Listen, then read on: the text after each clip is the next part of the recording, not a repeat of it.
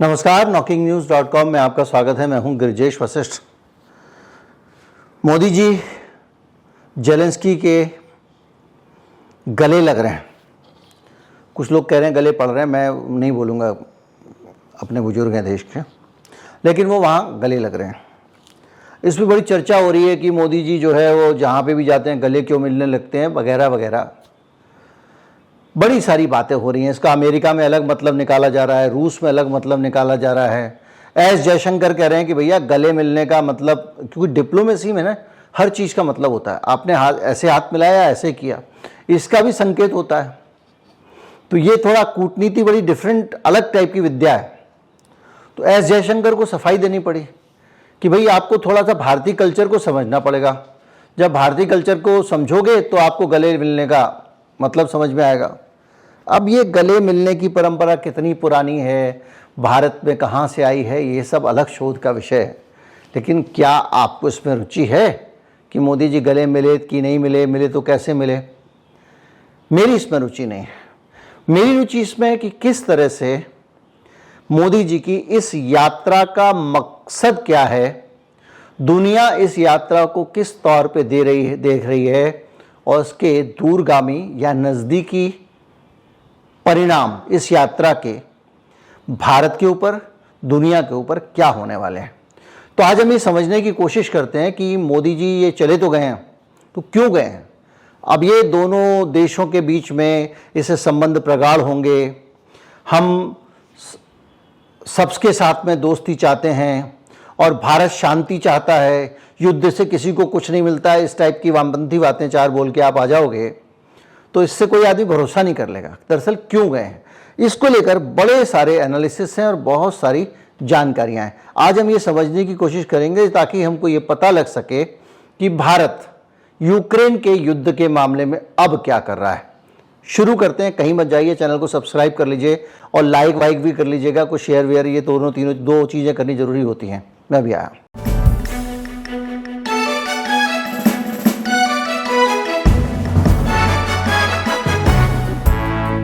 दरअसल दो चीजें मुख्य रूप से इसको देखकर, तो तीन चीजें समझी जा रही हैं।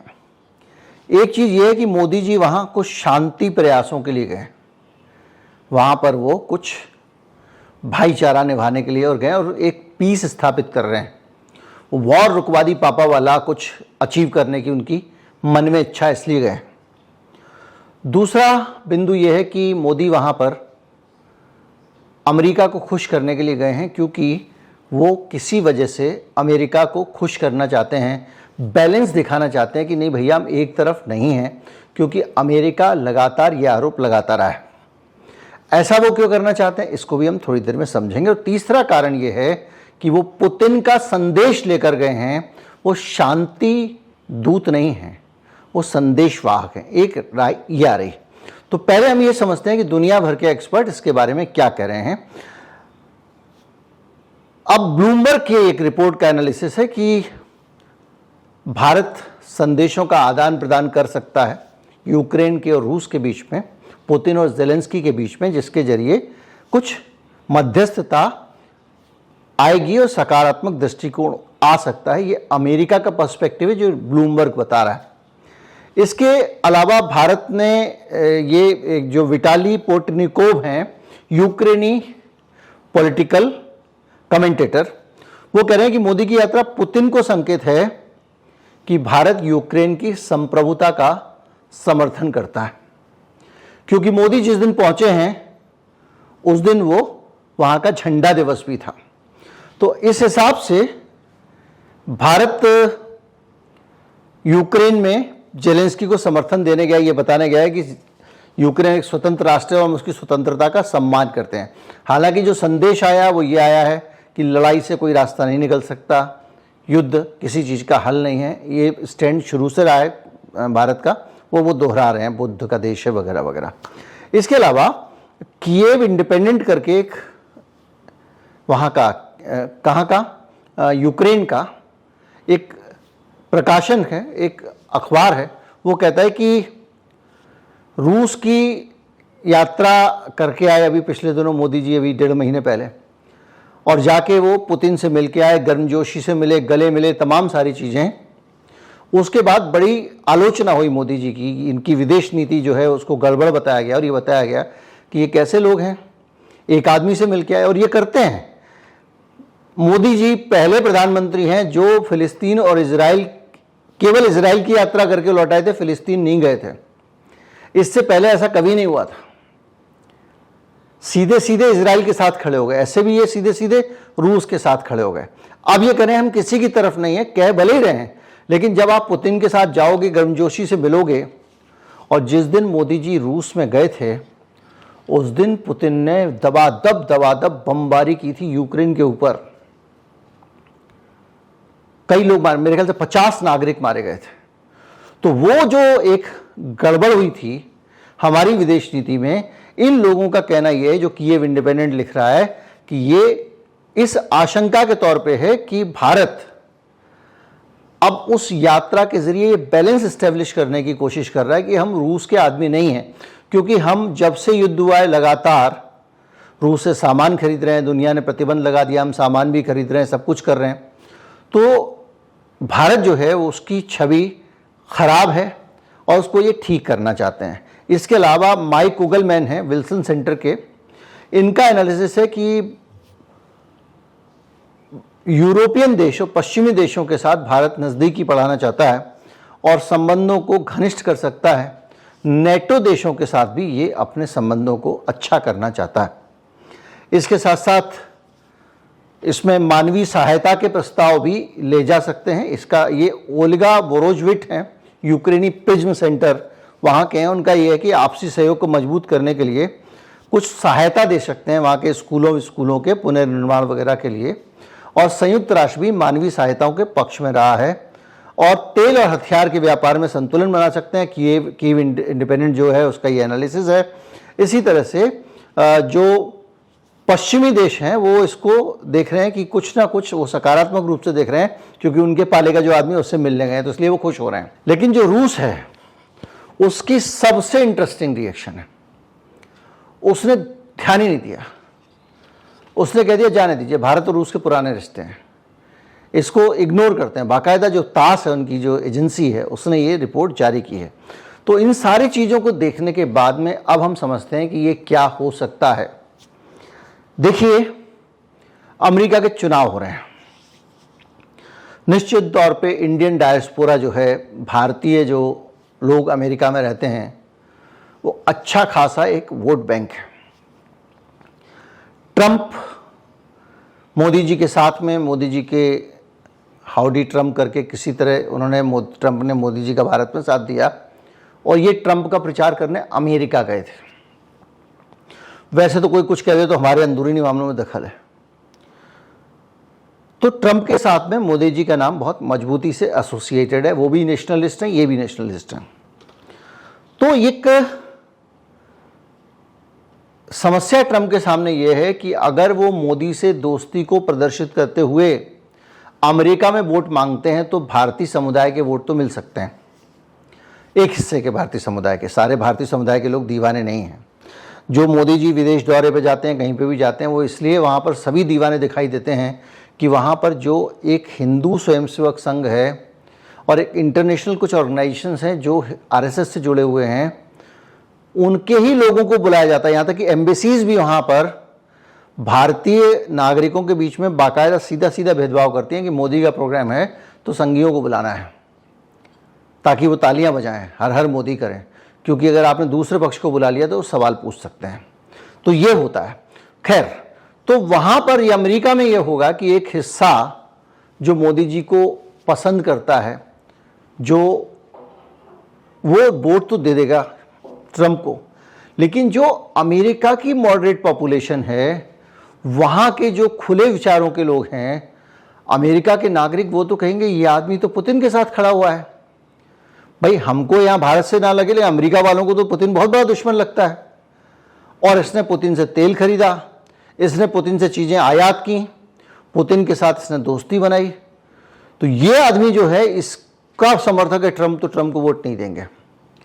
तो वोट ना कटें इसलिए चाहते हैं वो लोग भी कि न्यूट्रल छवि रहे। इसलिए आपने देखा होगा अब ये जो इजराइल में चल रहा है मामला, अमेरिका बार बार वहाँ पे जाके अपनी न्यूट्रल छवि दिखाने की कोशिश कर रहा है ताकि जो लोग फिलिस्तीन के समर्थक हैं अमेरिका के अंदर, उनके वोट जो बाइडेन की पार्टी है उसे छिटक ना जाए। तो बार बार जाते हैं वहाँ पे और इजराइल को धमकाते हैं कि अब नहीं चलेगा, बहुत हो गया। उसके बाद तो करता वो वही रहता है, तब ये कुछ नहीं करते हैं, गोला बारूद भी देते हैं, हथियार भी देते हैं, लेकिन नाटक पूरे चलता है। तो इन सारी चीज़ों को देख के अगर आप देखेंगे तो आपको एक बात लगेगी कि बॉस छवि जो है वो अपनी बेहतर करने में मोदी जी लगे हुए हैं। एक परसेप्शन ये है। दूसरा परसेप्शन ये है कि भाई पुतिन के पास गए थे 1.5 महीने पहले, पुतिन ने इनके साथ बात की और फिर ये कहा कि जाओ तुम जेलेंस्की से मिलो, मेरा संदेश लेकर जाना और उससे बोलना भाई कि ऐसे ऐसे करके हम समझौता कर सकते हैं। दूसरा रास्ता ये है। इसके अलावा भी बहुत सारे अनुमान लगाए जा रहे हैं। वो अनुमान ये है कि लेकिन जब मिलके संदेशा देना वाली बात है अगर, तो जिस समय वहाँ पर मोदी जी हैं उस समय भी रूस उधर से गोलाबारी कर रहा है, उस समय भी जिस समय वो वहाँ पर कीव में है। तो इसका मतलब ये हुआ कि अगर वो शांति संदेश लेकर उसने भेजा होता तो कम से कम इस समय वो गोलाबारी ना कर रहा होता, एक अच्छा जेस्चर दिखा रहा होता। इसके साथ और भी चीजें हैं जो यूक्रेन के साथ जुड़ी हुई हैं। जिस कमरे में आप ऐसा समझिए गांव में रहते हो और बुआ से आपकी बात नहीं होती, बुआ से आप नाराज हो, आना जाना नहीं है बुआ के यहाँ। अब बुआ के चक्कर में आधे रिश्तेदार बुआ की तरफ हैं और आधे रिश्तेदार बुआ के खिलाफ हैं। लेकिन बुआ के पास एक पावर है। जो तेल पर आया था इस बार सरसों की फसल होने के बाद और गेहूं, वो दोनों चीज़ें बुआ के पास में। तो जो लोग बुआ के खिलाफ हैं उनको भी ये लग रहा है कि अगर बुआ ने तेल नहीं दिया, अगर बुआ ने गेहूं नहीं दिया तो इस बार रोटी क्या खाएंगे। तो समस्या यूक्रेन के साथ ये हो रही है कि यूक्रेन पूरी दुनिया का अनाज का सबसे बड़ा गेहूं का निर्यातक है। इसके अलावा सूरजमुखी का तेल भी पूरी दुनिया को बेचता है। ये दोनों चीजें उसकी सड़ गई। क्यों? क्योंकि उसका अकेला जो समंदर है जहां से वो चीजों को एक्सपोर्ट करता है वो है काला सागर, ब्लैक सी। ब्लैक सी पे रूस का कब्जा है। रूस ने बीच में इनको कुछ परमिशन दी। उस परमिशन में ये कंडीशन थी कि यहाँ से जो भी जहाज निकलेगा वो टर्की जाएगा, टर्की चेक करेगा उसको, और जो जहाज यहाँ आएगा वो टर्की से होके आएगा। इस पे भी ये सहमत हो गए थे। लेकिन रूस ने बीच में कहा कि ये बदमाशी कर रहे हैं, हथियार आ रहे हैं इनके पास खाने अनाज की जगह, जो वहाँ से विमान आ रहे हैं, तो इसलिए उसने ब्लैक सी में फिर इनकी आवाजाही प्रतिबंधित कर दी है। अब दिक्कत यह है कि यूक्रेन अनाज उगा रहा है, गेहूं उगा रहा है, बुआ के पास में अनाज है, बुआ हुए यूक्रेन, और पूरी दुनिया जो है वो अनाज के लिए तरस रही है। पिछली बार याद कीजिए मोदी जी पे इतना दबाव डाला कि मोदी जी ने अनाज एक्सपोर्ट करते करते अपने ही खजाने खाली कर दिए। जो भारत का बफर होता है वो भी बहुत पतला हो गया और उसके बाद में फसल भी अच्छे से नहीं हुई थी। तो भारत में बहुत ज़्यादा हमने अनाज की महंगाई देखी है इस एक गलती के कारण। मोदी जी ने प्रतिबंध भी लगाया तो पूरा जब जितना एक्सपोर्ट होना था हो गया, उसके बाद भी 1 महीने का समय दिया। फिर क्या हुआ कि लोगों ने दलिया और गेहूं को दलिया सूजी वूजी बना के एक्सपोर्ट करना शुरू कर दिया। तो इन चीज़ों पे प्रतिबंध लगाने के लिए 1 महीने का टाइम दिया। सरकार कह रही है 1 महीने बाद हम प्रतिबंध लगा देंगे, यानी 1 महीने में जितना माल भेजना है भेज लो। तो ऐसे भारत से गेहूं गया, तो वो लोड क्या था, प्रेशर था भारत के ऊपर कि वो जो वहाँ से कमी हुई है, अमेरिका कह रहा था कि अगर हमने वहाँ युद्ध किया, अनाज की कमी हो गई तो अमेरिका को गालियाँ पड़ेंगी, तो यूरोपीय देश भी नाराज हो जाएंगे। तो अमेरिका ने जिम्मेदारी ली कि गेहूं का इंतजाम हम करवाएंगे। तो भारत से कहा तुम खाओ ना खाओ, गेहूं भेजो, और हमने भेजे। ये हमारे सामने है। अब दिक्कत यह है कि वो पूरा एक साइकिल पूरा हो गया है। अब फिर वही दिन आ रहे हैं, फिर गेहूं की किल्लत ना हो। भारत पहले ही फूड इन्फ्लेशन से जूझ रहा है। ब्रिटेन में ब्याज दरें उन्होंने कम करनी शुरू कर दी हैं, अमेरिकन फेड कम कर रहा है, और रिसेशन ना आ जाए इसलिए सब लोग इसी में लगे हुए हैं। लेकिन भारत का आरबीआई कह रहा है ब्याज दर कम नहीं करेंगे। क्यों? क्योंकि भारत में जो फूड इन्फ्लेशन है, जो अनाज की महंगाई है, वो अभी भी बढ़ रही है। नियंत्रित नहीं है। तो अब अगर मोदी जी वहाँ जाते हैं और जेलेंस्की से बात करते हैं कि भैया आप काला सागर से थोड़ा आ जाने दो, तो एक तो गेहूँ और दूसरा सूरजमुखी का तेल, ये दोनों चीज़ें दुनिया में सबसे ज़्यादा भेजता है यूक्रेन, दूसरा नंबर रूस का है। तो इसलिए यूक्रेन को अगर कंफर्टेबल करता है तो भारत की जान बच जाएगी कि बुआ अनाज नहीं दे रही है तो भैया चचा तू दे, तो चचा कह रहा है बुआ दे देना, ये वो करने गए, एक राय ये भी बन रही है। और दूसरा ये भी है कि जो वहाँ पर जेलेंस्की से जैसे ये मिले हैं, क्योंकि जेलेंस्की बहुत क्रिटिकल रहा है और उसने लगातार भारत की बहुत सख्त और तीखी आलोचना की है, लगातार की है। भारत को उसने एकदम दुश्मन की तरह संबोधित किया, आप पुराने जितने भी बयान देख लीजिए। और मोदी जी की जो तस्वीरें जेलेंस्की के साथ में आई हैं, उन तस्वीरों में उसने एक ऐसी शक्ल बनाई हुई है जिसको देखकर लगता है कि उसको मोदी जी के आने से अच्छा नहीं लगा। दुनिया भर के नेता वहाँ जा चुके हैं, ब्रिटेन के प्रधानमंत्री जा चुके हैं, अमेरिका के राष्ट्रपति बाइडेन जा चुके हैं, और इन सब नेता, ब्लिंकेन जा चुके हैं, इन सब के साथ में उसकी तस्वीरें हैं। वो खुद जाके अमेरिका में मिल के आ चुका है बाइडेन से। इन सब के साथ में जो तस्वीरें हैं उसमें वो कंफर्टेबल लग रहा है कि मोदी जी के साथ जो तस्वीरें हैं उसमें वो बेहद नाराज और खिन्न दिखाई दे रहा है, और उस खिन्नता की अवस्था में ही ये उसको ज़बरदस्ती गले उससे मिलने की कोशिश कर रहे हैं। तो ये जो एक संदेश है, इससे ऐसा लग रहा है कि जो कुछ है वो हमारी तरफ से है। हम रोज कॉलेज के बाहर खड़े हो जाते हैं, घूर के देखते हैं, सीटी बजाते हैं, बाबू करते हैं, लेकिन वो घास नहीं डाल रही है। इसी तरह से लग रहा है कि मोदी जी वहाँ चले तो गए, लेकिन यूक्रेन की तरफ से कोई अच्छा सिग्नल नहीं मिला है। बहरहाल इस यात्रा का मकसद क्या है, इसके बहुत सारे जो आयाम हो सकते हैं वो मैंने आपको बता दिए हैं, और उन आयामों में से मुझे जो सबसे अहम लगता है वो ये लगता है कि मोदी जी इस बार जब आए हैं तो एक बेहतर स्थिति में नहीं, एक कमज़ोर स्थिति में। और जैसा मैं मानता हूँ, मैं कई बार आपसे कह चुका हूँ, ये मेरी धारणा है कि दुनिया भर के बहुत सारी बड़ी शक्तियाँ भारत में सत्ता में कौन रहेगा ये तय करती हैं। अभी हाल में एक रूसी अखबार स्पुतनिक के हवाले से एक खबर दक्षिणपंथी मीडिया में भारत में प्रसारित हुई, उसमें, लेकिन उस खबर को मैं स्पुतनिक पे ढूंढता रहा, मुझे नहीं मिली, लेकिन बड़े स्तर पे वो छपी है। उस खबर में ये बताया गया है कि अमेरिका मोदी जी की सरकार गिराने की कोशिश कर रहा है। अमेरिका चंद्रबाबू नायडू, अमेरिका का CIA चंद्रबाबू नायडू के संपर्क में है और मोदी जी की सरकार गिरा सकता है। ये खबर आपकी भी नज़र में कहीं ना कहीं आई होगी। चूंकि वो पुष्ट नहीं हो पाई तो मैंने उस खबर को फिर आगे नहीं बढ़ाया, क्योंकि मुझे स्पुतनिक में वो कहीं खबर नहीं देखी जिस स्पुतनिक को कोट कर रहे हो कि उसने छापा है। लेकिन बाकी कहीं सब जगह खबर छप रही है, स्पुतनिक में ही नहीं है, तो मुझे लगा ये शरारत हो सकती है। ये कई बार मीडिया में इस तरह के खेल लोग कर देते हैं। लेकिन अगर उस खबर को 2 मिनट के लिए हम सच मान के चलें तो भी मोदी जी को कुर्सी पे खतरा नज़र आ रहा है, कमज़ोर हालत में पहले ही हैं, तो वो एक बैलेंस करने की कोशिश कर रहे हैं, नहीं भाई पश्चिम वालों हम आपके भी साथ हैं, ऐसे दुखी मत हो, वगैरह वगैरह। तो एक ये कारण मुझे भी दिखाई दे रहा है। जो भी हो, लेकिन बहुत सारी संभावनाएं हैं, बहुत सारी आशंका है, इनके बीच में यात्रा हो रही है। और इस यात्रा में जो लोग कह रहे हैं गले मिलने पे ही टिप्पणियां की जा रही हैं, सिर्फ गले मिलने का मसला नहीं होती है विदेश यात्रा, इसके बहुत सारे मतलब होते हैं। उम्मीद करता हूँ आपको सारी चीज़ें सरलता से समझ में आई होंगी। देखिए, जब मैं सरलता से आपको कुछ बताने की कोशिश करता हूँ तो उस प्रक्रिया में कई तथ्य गड़बड़ हो जाते हैं, कई बार भाषा में भी मुझे सरलता लानी पड़ती है। मैं उसके बहुत साफ प्रोनाउंसिएशन वाले बताऊं तो मज़ा नहीं आएगा। तो इन सारी चीज़ों को मिला के मैं इसको जनरल आम आदमी के लिए बनाने की कोशिश करता हूं कि अगर 12-14 साल का बच्चा भी सुन ले उसको भी समझ में आ जाए। इस प्रोसेस में हो सकता है बहुत सी शास्त्रीय बातें, बहुत से तथ्य आपको ना मिलते हों, लेकिन मेरे वीडियो की खासियत ये है कि मैं इसको सुगम बनाना चाहता हूँ।